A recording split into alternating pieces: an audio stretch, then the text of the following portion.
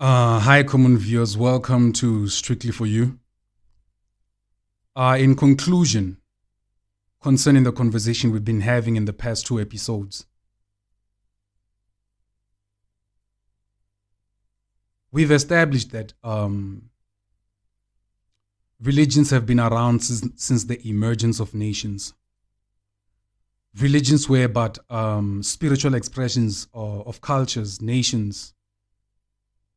Religions were always tied to kingdoms. We've established that just like language serves the purpose of communicating human awareness, human concepts, religion simply communicates cosmic concepts, metaphysical concepts, spiritual concepts, divine concepts, whichever word works for you. Now, we've already also communicated about this concept of what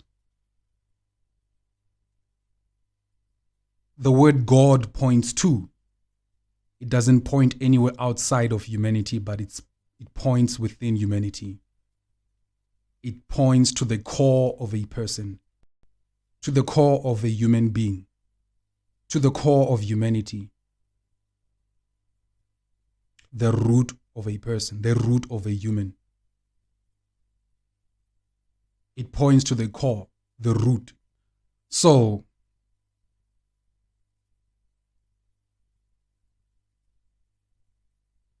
one thing to always remember about religions is that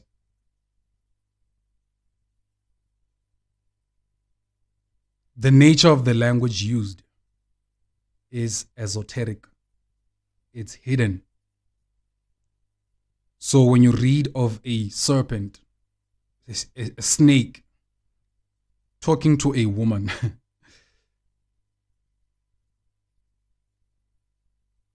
if you take it literally, you'll miss the point. Because there's nothing pointing outside of humanity. It's all within. If you read of a story of somebody feeling hungry in the desert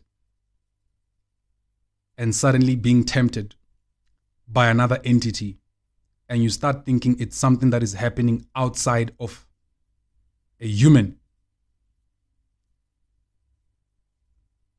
you've lost the mark.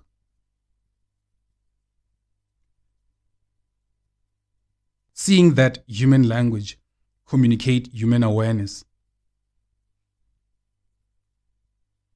human concepts, and religion simply does the same,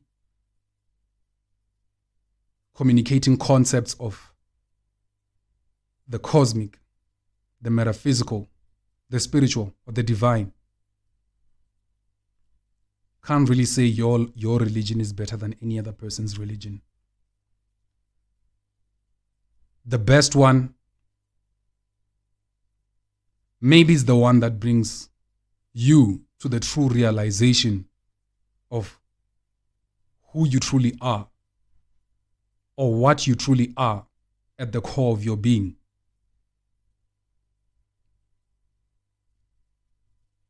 You always have to learn the concepts. It's like traveling on a far journey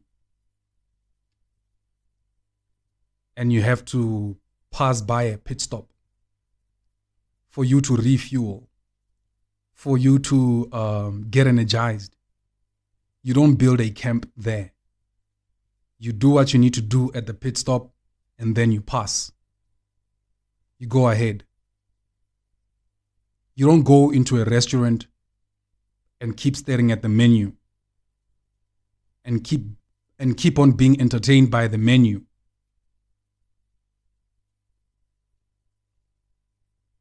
There's a time for getting the concepts and time to pass from the concepts and get to experience. There's a reason the road to the promised land begins in Egypt. For those who love Roman words, Egyptus, for those who love Greek, Hegeptos, or for those who love the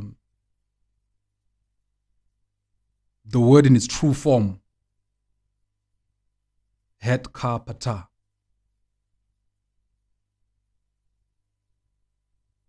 Or Kemet. There's a reason the journey to the land of promise begins in Egypt.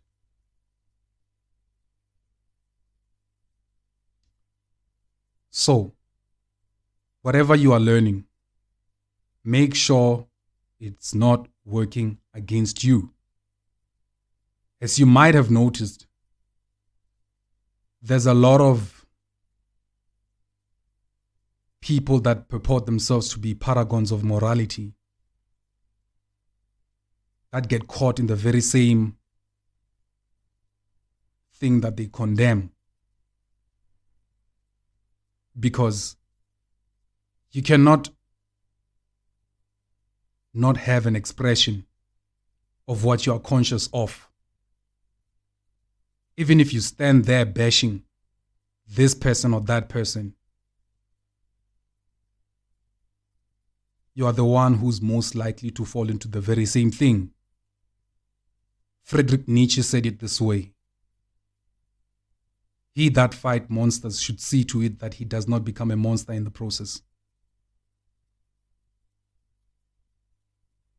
The law of life demands an expression of everything that you are conscious of.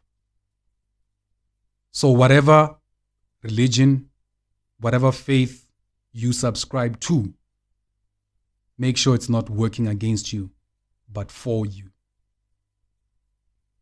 The best one is the one that brings you to the realization of who you truly are at the core. Remember this other thing. As astrologers will tell you,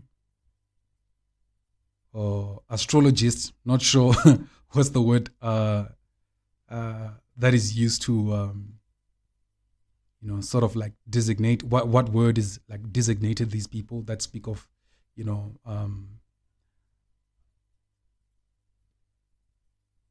such stuff as astrology. The cosmic bodies do have an effect on everything that is within the visible spectrum.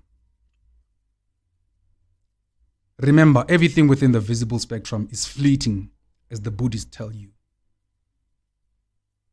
It's subject to the law of impermanence. The cosmic bodies, the celestial bodies, they have an effect on what's happening on everything that is visible.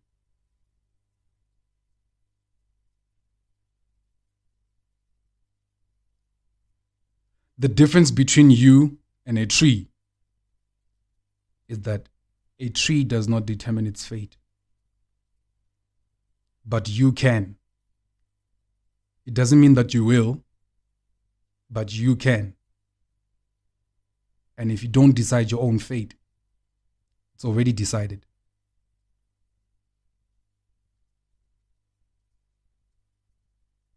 Everything is fleeting. Everything is in flux. As long as it's within visible spectrum, it's in flux. Even what you call reality is based on your perception. And everybody has their perception. Thus, everybody is experiencing their own reality. So it's not really absolute.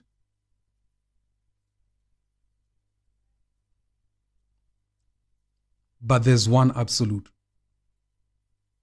which is the root, the core of man, the core of a human being.